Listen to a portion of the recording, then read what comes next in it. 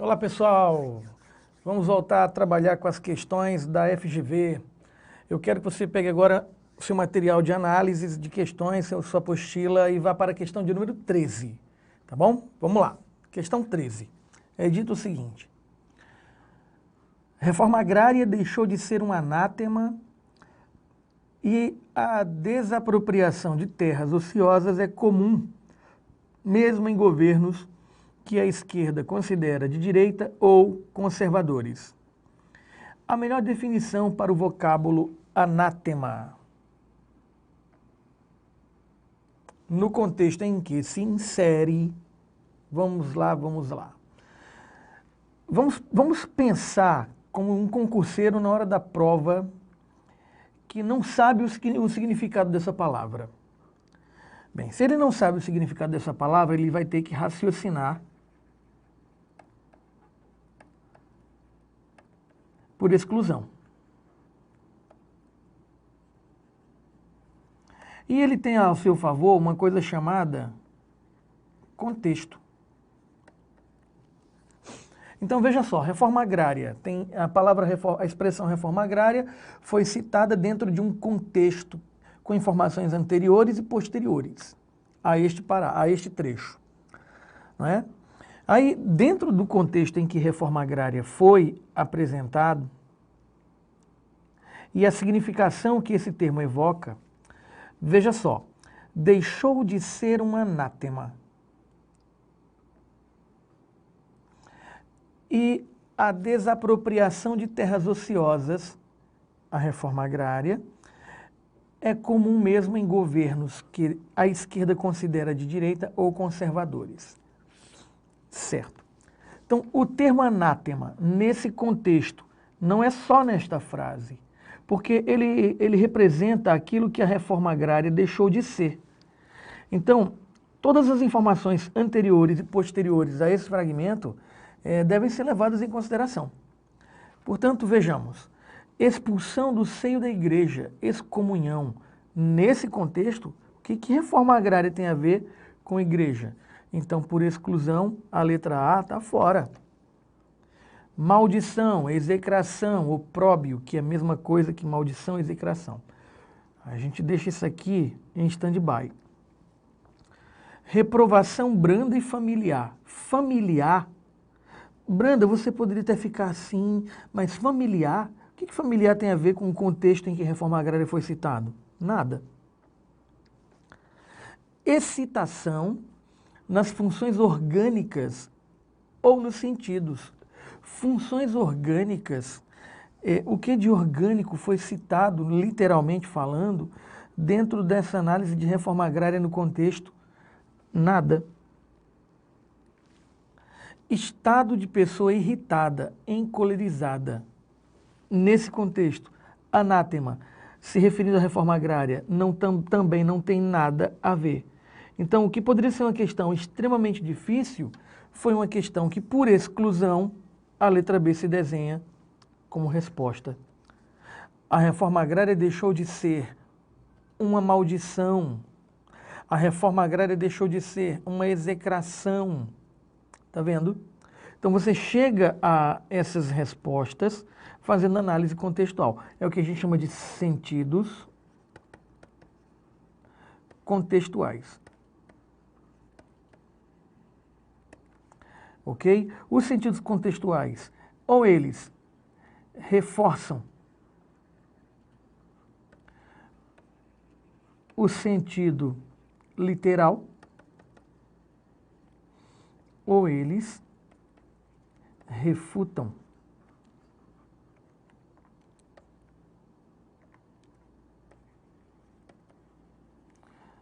o sentido literal. Beleza? Questão 13, aí a dica para você analisar questões, analisar vocábulos dentro de determinado contexto. Vamos agora à questão de número 14, que diz: não deve ser considerado como avanço institucional inegável o seguinte ponto. Então veja só, preste atenção. Primeiro lê sem o não. deve ser considerado como avanço institucional inegável o seguinte ponto, exceto, porque nós queremos aquilo que não deve, certo?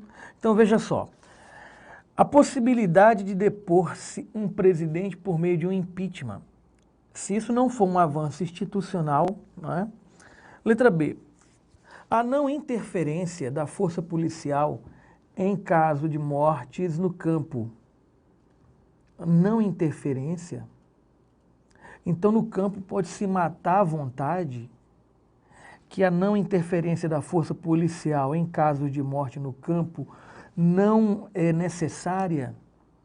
A letra B parece ser nossa resposta, mas tudo bem, vamos analisar. A discussão puramente ideológica entre ruralistas e MST, isso não é um avanço? Antigamente essas discussões sequer eram cogitadas. Letra D, a coexistência pacífica de forças políticas antagônicas, claro que é um avanço. A conquista da possibilidade de votar-se democraticamente, letra B confirmada. Essa é para você não perder a prova, hein? Foi tranquilíssima essa daqui. A não interferência é exatamente essa palavra que confere à letra B a condição de ser uma contradição. E como nós queremos aqui o exceto, o que não pode, o que não deve ser considerado avanço institucional inegável, portanto, letra B, nossa resposta.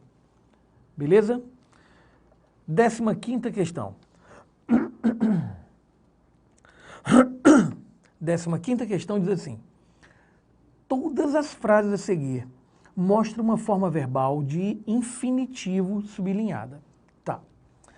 A forma de sua nominalização só não está adequada em, preste atenção, o infinitivo é caracterizado pela desinência R.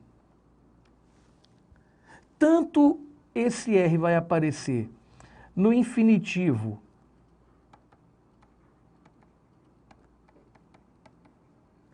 impessoal,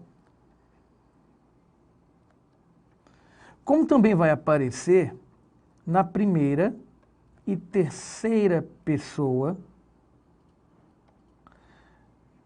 do infinitivo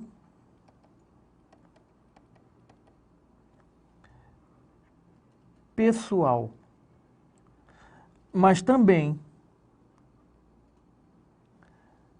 na primeira e terceira pessoa do futuro do subjuntivo. Aí o que acontece? Ele está perguntando o seguinte, a forma nominal, a forma de sua nominalização só não está adequada em. Então veja só, na letra A nós temos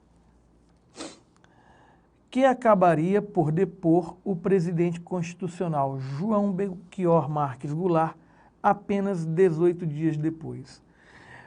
A questão fundamentalmente está perguntando para você onde esse infinitivo formado por R, onde é que ele não é impessoal. Por que, Dedo, você está dizendo isso? Porque ele está perguntando sobre a sua forma de nominalização. E a nominalização do verbo é transformar o verbo em substantivo. E essa transformação de verbo em substantivo se dá pelo processo de uso do verbo no infinitivo impessoal, certo? Processo de nominalização. Essa transformação de verbo em substantivo, muitas vezes a pessoa fica bitolada a achar que só é possível mediante a colocação de um artigo antes do verbo. E não é isso. Esse é um dos caminhos. Eu posso nominalizar o verbo por outros processos.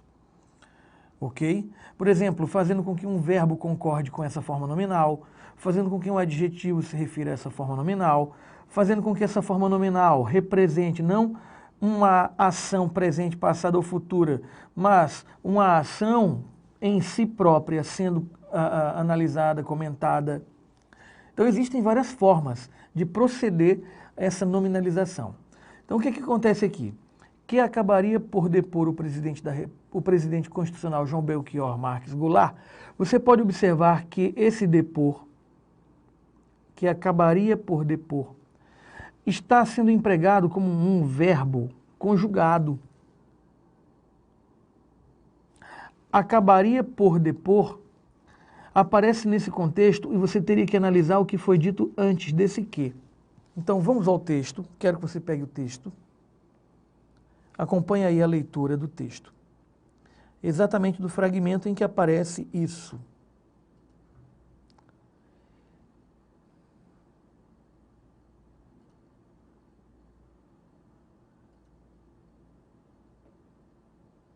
Vamos aqui verificar. Primeiro parágrafo. Leia comigo o primeiro parágrafo. Faz hoje exatos 50 anos do chamado comício da Central do Brasil, que funcionou como acelerador para a conspiração já em andamento, que acabaria por depor, veja como acabaria por depor essa estrutura, concorda com o termo comício da Central do Brasil. Está vendo? O comício, chamado Comício Central do Brasil, que funcionou como acelerador para a conspiração já em andamento, que acabaria... Não, no caso é comparação. No caso é conspiração. Esse acabaria por depor se refere à conspiração. Então, a conspiração acabaria por depor. Então, aqui eu não tenho o verbo nominalizado. Aqui eu tenho o verbo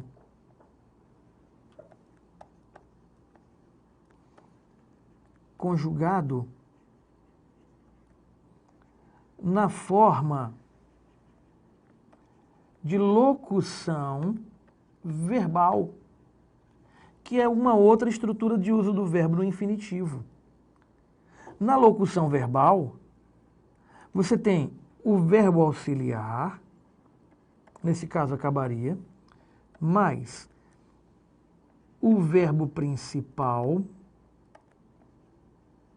que é colocado no infinitivo, no gerúndio, no particípio, mas não na condição de nominalização. Então, se é para marcar a opção em que o verbo aparece na forma infinitiva, mas não na condição de nome, marque a letra A. Agora vamos confirmar. É bom olhar para trás e para verificar. Veja como para verificar aparece aqui na estruturação de um nome. Eu devo olhar para trás com que intenção? Para verificar. Então, esse verificar nesse contexto, né, aparece nominalizado, aparece substantivado. Na letra C, o que era mesmo que acenar para conservadorismo civil? Veja como aqui também eu estou me referindo à ação em si. Então, essa referência à ação em si mesma, sem as conotações de tempo, é o que dá ao verbo a sua nominalização, a sua condição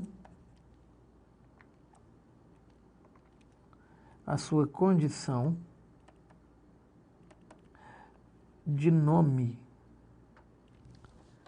Então aqui, na letra B, verificar é o nome da ação, acenar é o nome da ação, Jango aproveitou o comício para assinar 2 decretos, é o nome da ação, sem que se chame a tropa para resolver ela, é o nome da ação.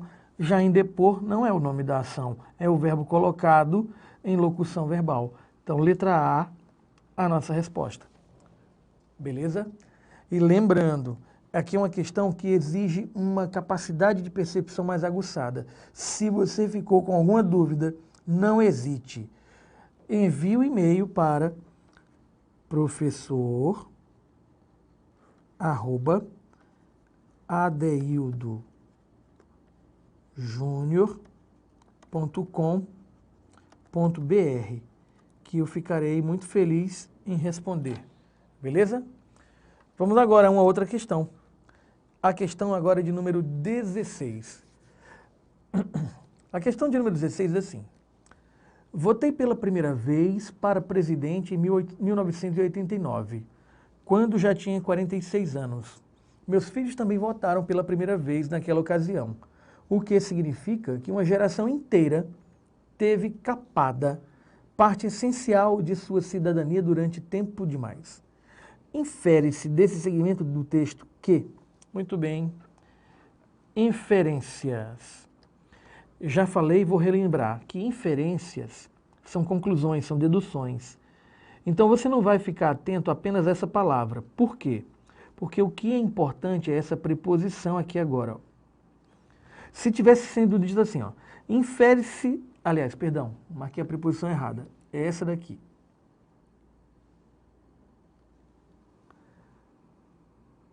Desse, preposição de. Infere-se desse segmento do texto, então desse. Preste atenção, a inferência que eu quero não está nele, mas é construída com base nele. Se em vez de dizer infere-se desse, disséssemos infere-se nesse segmento do texto, então a inferência que eu buscaria não estaria fora, mas dentro, a preposição em me mostra isso, dentro do texto. Essa é uma diferença fundamental para você entender que, usando a expressão nesse, a questão seria de compreensão. E usando a expressão desse, a preposição de me mostra que essa questão é de interpretação. E o que isso significa em termos de análise? Que se a questão é de interpretação, a resposta não está aqui dentro, mas se baseia no que foi dito. E se a questão fosse de compreensão, a resposta obrigatoriamente tinha que estar aqui dentro do fragmento. Beleza? Então, sabendo diferenciar isso daí, galera, vocês não caem nos erros de extrapolação. Ok? Muito bem, preste atenção. O autor do texto deve ter enfrentado problemas políticos durante a ditadura.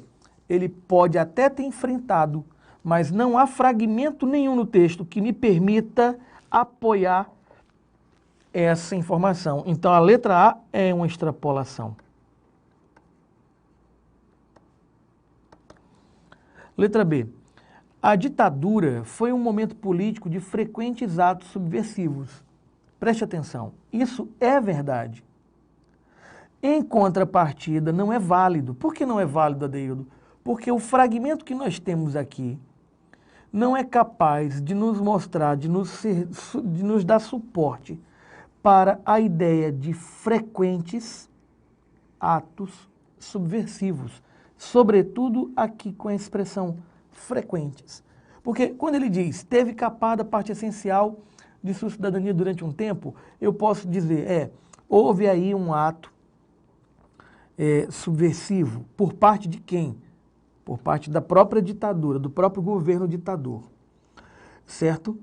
Em contrapartida, aqui se fala de frequência e de atos, e os atos subversivos ocorreram tanto por parte da ditadura quanto por parte daqueles que foram contrários a ditaduras, que eram chamados assim de subversivos.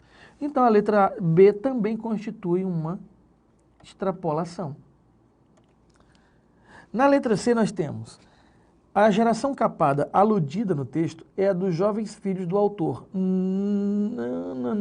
Não. Na verdade, ele está sugerindo isso, e essa geração a que ele faz referência é a sua própria geração, daqueles que tinham 46 anos nesse contexto. Beleza? Os filhos dele que votaram nesse período, se votaram, tinham 18 anos, não viveram essencialmente no período ditatorial, como ele, autor, foi a geração que teve suprimida, não é, capada essa parte essencial de sua vida. Então, por uma questão de lógica, a gente percebe que a letra C, não é, constitui uma redução. O que é mesmo uma redução, Adeildo? É um desvio de foco. Eu saio da informação principal e vou para uma informação secundária. Então, eliminada a letra A, letra B, letra C. Letra D. O vocábulo já indica o atraso no ato de votar. Vamos voltar ao texto? Olha, votei pela primeira vez para presidente em 1989, quando já tinha 46 anos. Esse já associado ao 46 anos. E no contexto em que aparece, faz da letra D a nossa opção. Ela traduz, sim, essa ideia de que a coisa aconteceu tarde, ele já tinha 46 anos. Diferentemente dos filhos citados. Então, a presença dos filhos citados votando nesse período, né, já demonstra aí a possibilidade de que esse já sugere o atraso do ato de votar. E vamos confirmar. Olha a letra E. A parte essencial da cidadania aludida é a possibilidade de candidatar-se. Pelo texto, a possibilidade aí é a possibilidade de votar, que ocorreu tarde. Está vendo? Então, letra E, errado, dispensada, e o tipo de erro também uma redução. Perdão. Uma contradição.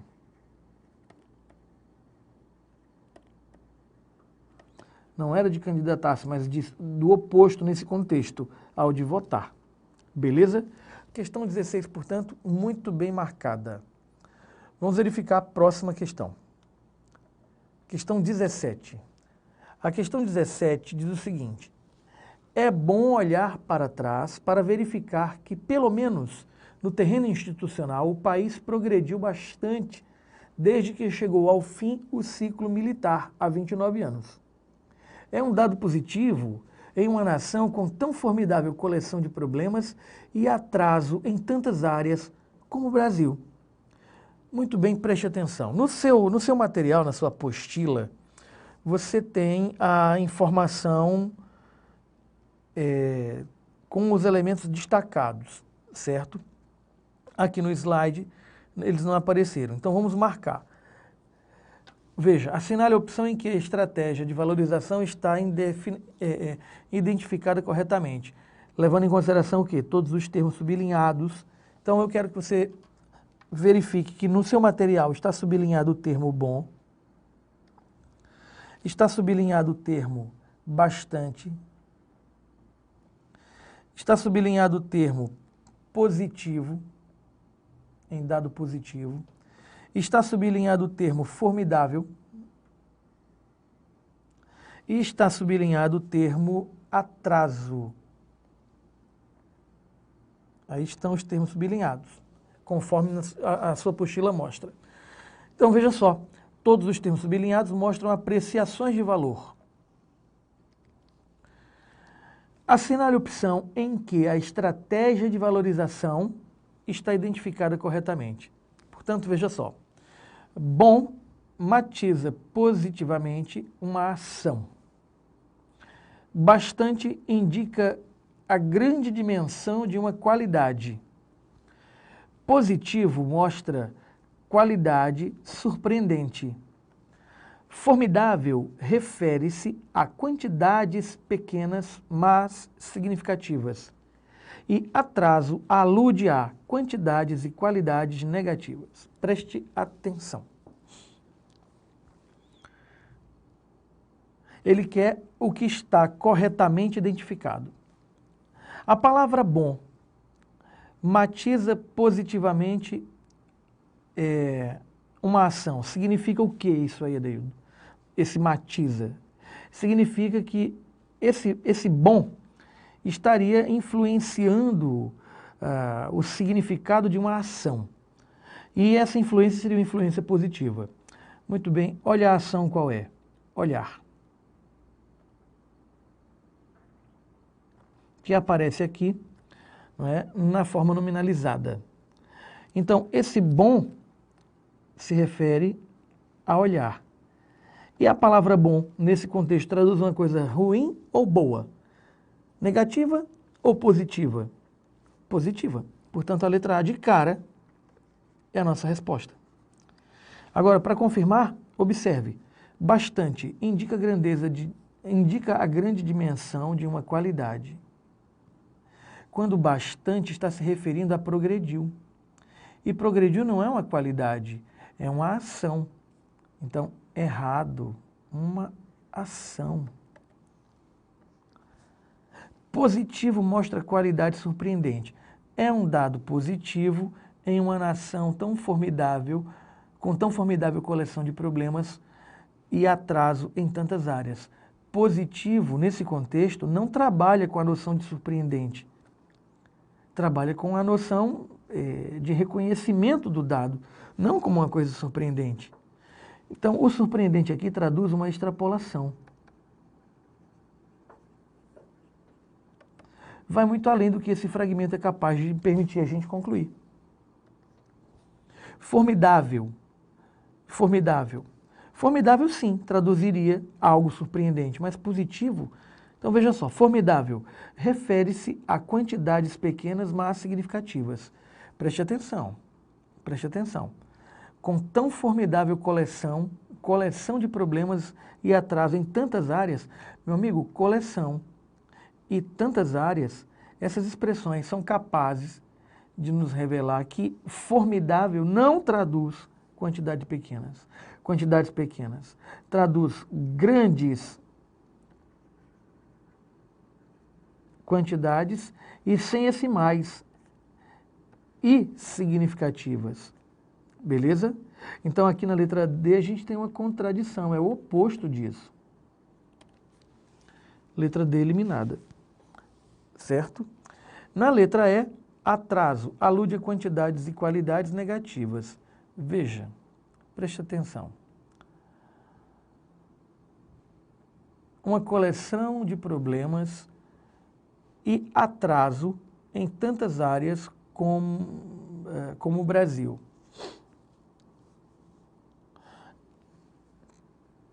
Quantidades a gente consegue enxergar na referência do atrasos. Agora, qualidades, não é? Porque a palavra tantas traduz o quê? Um número indefinido.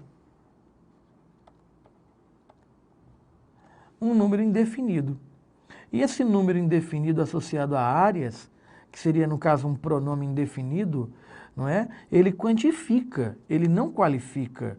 Então, aqui, nessa palavrinha qualidades, eu termino criando também uma extrapolação. Eliminada e confirmada a resposta na letra A. Beleza? Muito bem, galera. A gente para bem nesse ponto. Lembrando que qualquer situação de dúvida não existe. Qualquer dúvida, não deixe de entrar em contato. Vou colocar aqui novamente o meu e-mail, professor@adeildojunior.com.br. E se for uma dúvida mais rápida, mais imediata, não hesite também. Olha aqui, ó, pelo WhatsApp.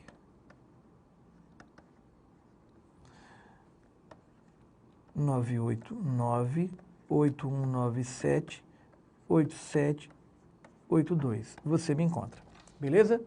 Aquele abraço, fique com Deus e até a próxima.